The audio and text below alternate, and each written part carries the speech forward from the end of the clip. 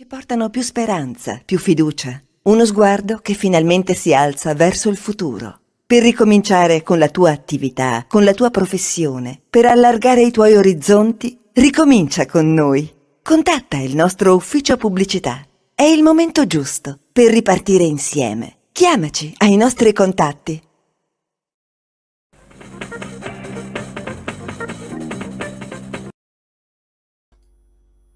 Ben ritrovati gentili amici e amiche alla Visione all'Ascolto, edizione del nostro audio videogiornale con le notizie dal Friuli Venezia Giulia. Dunque apriamo subito con gli aggiornamenti di cronaca.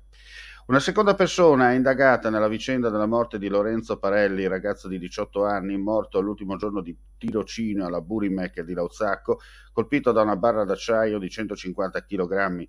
Si tratterebbe del primo operaio che soccorse il ragazzo, un atto di garanzia anche in vista dell'autopsia, il cui incaricato dovrebbe essere disposto nella giornata odierna dalla procura al medico legale Carlo Moreschi. Infortunio intorno alle 12:30 su Zoncolan. Una donna è caduta mentre stava sciando e ha riportato un trauma cranico. Sul posto l'ambulanza e l'elicottero del 118. La donna è stata soccorsa e trasportata all'ospedale. Le sue condizioni non sarebbero gravi. Sul posto anche la polizia in servizio sulle piste da sci per i rilievi di legge.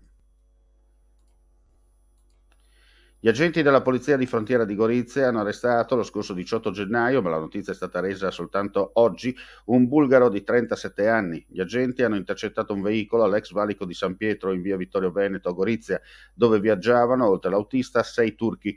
Quest'ultimi hanno dichiarato di essere stati prelevati in una non meglio indicata località in Croazia, per poi essere caricati dal bulgaro che doveva trasportarli in una non meglio indicata città francese. Dopo l'attività di identificazione e indagine, il passeur è stato portato nel carcere locale per il reato di favoreggiamento dell'immigrazione aggravato. Il Tribunale di Gorizia, con sentenza del 20 gennaio successivo, ha convalidato l'arresto, disponendo la misura del divieto di dimora in Friuli Venezia Giulia. Andiamo a chiudere con i numeri del Covid.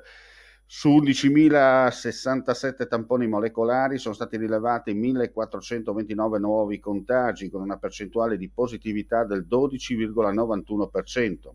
26.713 test rapidi antigenici realizzati, dai quali sono stati rilevati 3.974 casi, 14,88%.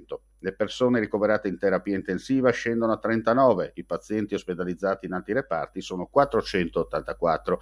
Nella giornata odierna si registrano 7 decessi. E con questa notizia chiudiamo qui questa edizione flash del pomeriggio. Ulteriori news come sempre sul nostro sito friulitv.net. Grazie per la visione e l'ascolto e non resta che augurare a tutti voi un buon proseguimento di giornata.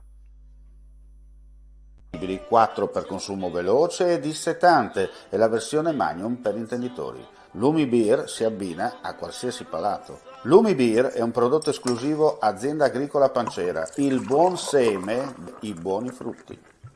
Cosa aspettate? Claudine, Food, Wine, Music e 6 in pole position.